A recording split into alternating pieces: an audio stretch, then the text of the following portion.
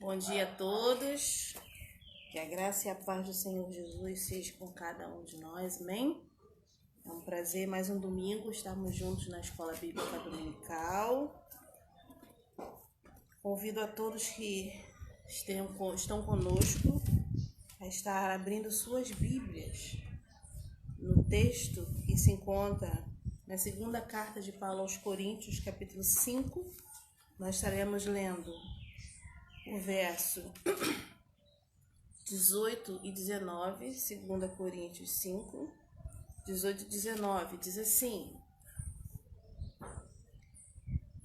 E tudo isso provém de Deus, que nos reconciliou consigo mesmo, por Jesus Cristo, e nos deu o ministério da reconciliação. Isto é, Deus estava em Cristo, reconciliando consigo o mundo, não lhe imputando os seus pecados, e pôs em nós a palavra da reconciliação. Hoje nós estaremos lendo, estudando a lição de número 8, que se encontra na nossa revista digital, na página 42. Tem por título Cristo, presente de Deus para o mundo. Diz assim na nossa introdução: Na política internacional do Oriente, o rei de uma nação, para se manter seguro, enviava presente a outro rei de uma nação mais forte. Era um gesto de boas relações, uma maneira de buscar a paz. Poderíamos dizer que era um ato de propiciação, ou seja, a remoção da ira mediante a oferta de algum presente. Propiciação vem de propiciar. Isso significa tornar favorável. Então, nós temos aqui a primeira definição, A primeira colocação do que significa propiciar, significa tornar favorável. Jesus Cristo foi a nossa propiciação, através do sacrifício. O seu sacrifício nos tornou favoráveis ao Senhor. E aí no nosso primeiro ponto diz assim: a ira e a misericórdia de Deus. Como propiciar tem a ideia de pacificar por meio de um presente, alguns se escandalizam. Parece que está se subornando Deus, mas é Ele quem oferece e não quem recebe. Isto é uma figura de linguagem. Para outros, isto realça muito a ira de Deus, mas Paulo diz que Deus se ira, mas ele é tardio em irar-se, mas se ira. E ira não é ódio, é indignação. Alguns acham que Paulo foi violento e não cristão com Bar-Jesus, mas o mago cometera graves pecados, lidava com artes mágicas, era falso profeta e tentava desviar alguém do caminho da salvação. Paulo não estava cheio de ódio, mas do Espírito Santo de Deus. Está registrado lá em Atos 13:9. Ou seja, havia uma indignação, não ira. A propiciação se dá quando Deus tempera a sua ira com a misericórdia. Sua ira não é um descontrole emocional, mas faz parte de sua moralidade. Se ele não se indignasse contra o erro e o pecado, não seria santo. Por ser santo, ele se ira contra o pecado. Por ser santo, tem misericórdia. Nele, ira e paciência se ajuntam. Números 14, verso 18. Aqui surge a propiciação. Então, nós temos aqui uma definição da ira, de Deus, que não é como a gente, não é algo emocional, mas algo moral, é uma indignação, é um posicionamento de Deus contra o pecado. mas mediante a sua ira, ele revela a sua misericórdia, oferecendo o próprio Senhor Jesus como a propiciação, ou seja, o presente, né? Aquilo que iria pacificar, aquilo que iria reconciliar, para que através do Senhor Jesus nós nos tornássemos favoráveis, né? Aceitáveis diante dele. Ponto 2. Como remover a ira de Deus? Eis a resposta. A ira não se remove, ela se desvia. Salmo 78, verso 38. O pecado ele tem um preço. Romanos 6, 23. O salário do pecado é a morte. É tão sério aos olhos de Deus que exige a morte do pecador. O pecado só é aniquilado pela morte.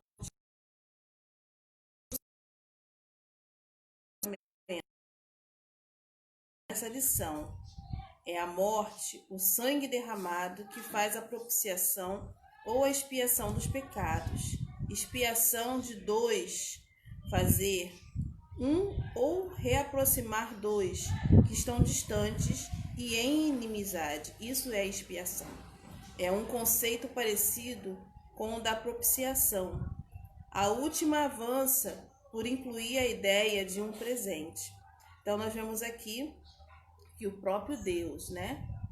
Ele enviou o Senhor Jesus para que, através de Jesus, a sua ira pudesse ser desviada, pudesse ser expiada. O sacrifício de Jesus tem por objetivo cobrir os nossos pecados, né? Tem por objetivo nos tornar justos, como nós vimos na semana retrasada, nos justifica, né? Ele nos reconcilia com o Senhor.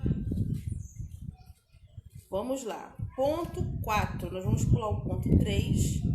Ponto 3, ele fala sobre o tabernáculo, né?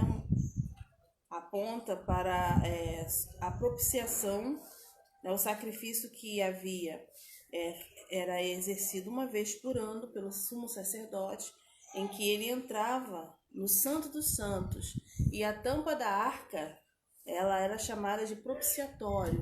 Então ali o sumo sacerdote ele aspergia sobre a tampa da arca o sangue, né, do cordeiro que era imolado, né, e o seu sangue derramado por propiciação, ou seja, para que pudesse ser derramado sobre a tampa, né, do propiciatório, e assim os pecados do povo era perdoado durante o período de um ano. Essa cerimônia ela acontecia uma vez por ano. Então, durante um ano, né, segundo a tradição judaica e o entendimento daquela época, era coberto o pecado do povo por um período de um ano. E o sacrifício de Jesus, ele é eterno, ele não precisa de renovação. O sacrifício de Jesus ele foi perfeito, ele foi totalmente aceito.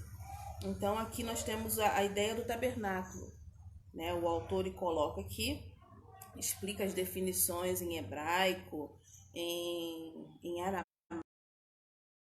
A ideia central é essa, tá?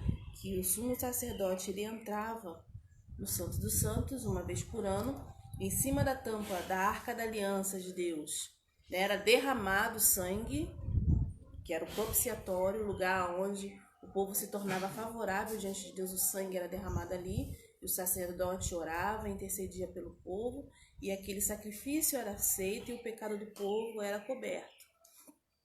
E Jesus, ele é o nosso propiciatório. Só que em vez de ser cada uma vez no ano, né, aquele sacrifício ser oferecido, Jesus se ofereceu uma única vez por todos nós, tornando assim a nossa propiciação, a expiação dos nossos pecados eterna. Então é suficiente, é único o sacrifício de Jesus por nós. Então vamos lá para o ponto 4, que é onde eu gostaria de me prender, porque é onde realmente nos interessa, que é a obra de Cristo, o seu sacrifício, a sua obra, a sua realização. No texto de Lucas, capítulo 18, eu convido a você abrir comigo, no Evangelho de Lucas, capítulo 18. Vamos lá dar uma olhadinha?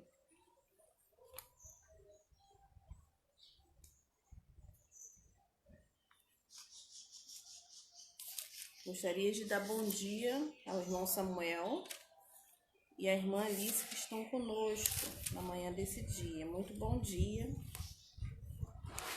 Vamos lá, Lucas capítulo 18. Nós estaremos lendo a partir do verso 9. Vamos ler do verso 9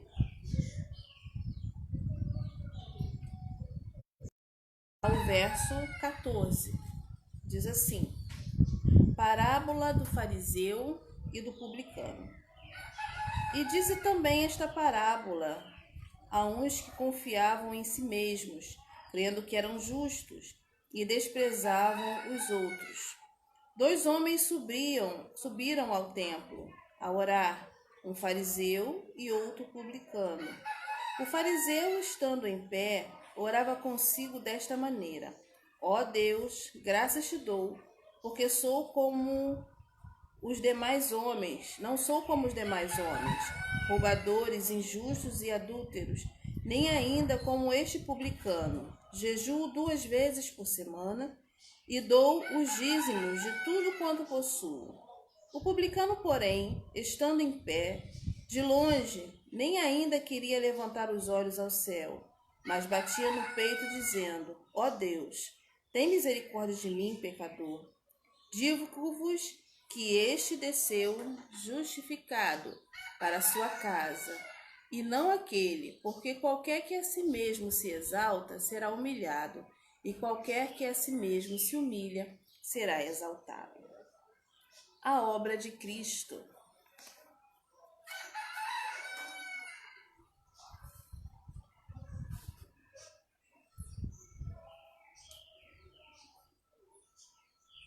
Em Lucas 18, principalmente no verso 13, o publicano pede que Deus seja propício a ele, ou que seja a sua propiciação. Ele precisa de perdão. O fariseu achou que não precisava, porque era bom. Deus lhe devia isto, segundo ele. O publicano sabia que não era bom, nada tinha de bom, e que só teria o perdão como propiciação. Ele devia a Deus. Jesus define sua missão nesta parábola. Ele é o presente divino que reaproxima 2 partes afastadas, Deus e o homem, e mostra 2 tipos de pessoa. Uma que acha que não precisa de perdão, que Deus deve estar contente com ela. Outra que sabe que precisa de perdão e não merece e pede um favor a Deus. A propiciação é um ato de misericórdia de Deus, quando esta triunfa sobre sua ira. Paulo mostra o sangue de Jesus como nossa propiciação, Romanos 3:25. Ele completa a figura do resgate, que já estudamos na semana passada. A morte de Cristo na cruz leva Deus a ser propício. Jesus fez a propiciação pelos nossos pecados. Ele presenteou o Pai com a sua vida para nos conseguir o perdão. Aqui a oferta é do Filho. Não a choque com o texto que dizem que o Pai ofereceu o Filho. Desculpa. A Trindade não entra em conflito, mas age sempre em sintonia. É que Hebreus põe o Filho como resgate no processo da salvação. Jesus é a propiciação pelos nossos pecados, 1 João 2:2. Por isso, é nosso advogado junto ao Pai, 1 João capítulo 2, verso 1. Como o publicano, não podíamos pagar o nosso débito. Jesus o pagou e por isso nos defende. Não devemos mais a Deus, porque Jesus pagou os nossos pecados com a sua vida. Não se paga um débito 2 vezes. Tudo isso nos ajuda a perceber que aqui a propiciação deve ser tomada em seu sentido usual nas Escrituras. O escritor sagrado estava descrevendo a atividade de Jesus em prol dos homens, como a única coisa que pode fazer desviar a ira divina. Em 1 João capítulo 4:10, o Filho é o presente dado pelo Pai. Difere do pensamento de Hebreus, mas o que interessa é que não é um presente nosso. Não temos o que oferecer ao Senhor. O Pai ofereceu o Filho. Aqui não é o Filho que se presenteia ao Pai, mas é o Pai quem oferece o Filho ao mundo. A morte de Cristo é um gesto de amor do Pai. Romanos 5:8. Isto é confirmado também em Romanos 3, de 25 a 26, onde o Pai oferece o Filho como propiciação. Quem crê no poder do sangue de Jesus é perdoado. Um rei guerreava com outro rei por ambição ou por se sentir ofendido. O pecado ofende a Deus e o levaria a guerrear conosco. Mas em Cristo ele estende a sua mão para fazer as pazes, a propiciação, oferta do Pai e oferta do Filho por cada um de nós. Para pensar e agir. Deus deseja manter bom relacionamento conosco e para estabelecer essa amizade nos ofereceu Jesus Cristo. Ele é o grande presente de Deus à humanidade. O perdão dos nossos pecados só é possível por causa de Jesus Cristo. E é um perdão para sempre. E pela fé na morte de Cristo em nosso lugar, que temos paz com Deus, como diz Romanos 5, verso 1. Não é o que somos ou o que fazemos, mas o que Ele fez por nós. Isso é graça. Nós nos apropriamos daquilo que Deus fez por nós. Isto chama-se fé. Leia Efésios 2, de 8 a 9. Que o Senhor possa nos abençoar nessa manhã, né? Hoje foi bem curtinha a nossa lição, mas ela é muito objetiva, né? Ela foi direto ao ponto. Jesus, ele é o presente de Deus ao mundo, ele é a nossa propiciação, né? Ele é o presente que Deus enviou para se colocar no nosso lugar, derramar o seu sangue, para nos tornar favoráveis ao Senhor, para que o nosso pecado fosse coberto e assim pudéssemos ter, né, livre acesso ao Pai. Que o Senhor nos abençoe neste domingo, que tenhamos um domingo abençoado na presença de Deus. Eu gostaria de aproveitar um momento para parabenizar todos aqueles que fazem aniversário nos dias de hoje, que Deus possa abençoar a sua vida, que Ele possa derramar as suas ricas bênçãos. Mandar um beijo para Cláudia, né, que está já no quarto, e já está no quarto, que Deus possa abençoar a sua vida. Estamos orando, o tempo propício do Senhor, apropriado, né, você voltará para casa e eu gostaria, né, que cada um de nós pudéssemos meditar, né, naquilo que ouvimos essa manhã, naquilo que Deus fez por nós, né? Ele mesmo preparou para nós a nossa salvação, Ele mesmo entregou Jesus por nós, Ele mesmo aceitou o sacrifício. Cabe tão somente a cada um de nós aceitarmos, né, e recebermos aquilo que o Senhor nos deu de bom grado. Eu gostaria de deixar um versículo para meditarmos nessa manhã, que diz lá no Salmo 8, né, que é um salmo que eu gosto muito. Eu gostaria que você abrisse sua Bíblia no Salmo de capítulo 8, no verso 1, que fala um versículo lindo, que diz assim: Ó Senhor, Senhor nosso, quão admirável é o teu nome em toda a terra, pois puseste a tua glória sobre os céus. Quão admirável é o nome do Senhor em toda a terra. Se você ler esse salmo todo, você vai ver a revelação do amor de Deus e como nós, como seres humanos, somos amados por Ele. E Ele nos fez, como diz lá no versículo 5, menor do que os anjos, e de glória e honra coroou o ser humano. Que você possa compreender esse tão grande amor de Deus por você, que ofertou Jesus por cada um de nós. Vamos orar. Senhor, nós te louvamos, nós te agradecemos por esse domingo tão maravilhoso que o Senhor nos dá. Obrigada pela oportunidade que temos de viver mais um dia. Obrigada pela oportunidade que temos de entrarmos em Tua presença, buscarmos a Tua face e de colocarmos diante de Ti as nossas necessidades, a nossa gratidão, as nossas ações de graça, na certeza, Senhor, que é o Senhor que cuida de cada um. Agradecidos por aquilo que Tu tem realizado nas nossas vidas. O Senhor tem atentado ao clamor de cada um. O Senhor tem nos respondido, Senhor, segundo a grandeza das Tuas misericórdias.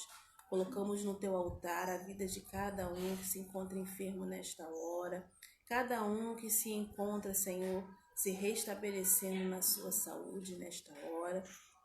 Nós nos lembramos da Cláudia, nós nos lembramos de tantos que estão se restabelecendo a sua saúde.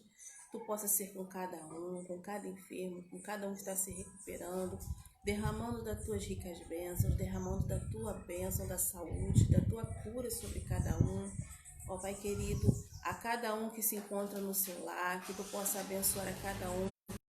Bênção, Senhor, da alegria, do bom ânimo, renova as forças de cada um.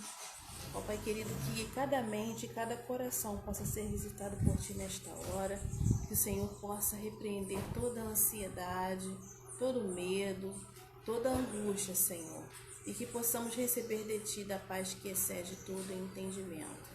Dá-nos um domingo em Tua presença, é a oração que fazemos a Ti, em nome do Senhor Jesus. Amém. Que Deus possa te abençoar, que você tenha um domingo maravilhoso neste dia e que possa responder às suas orações conforme a grandeza da sua misericórdia. Que Deus te abençoe. Até domingo que vem.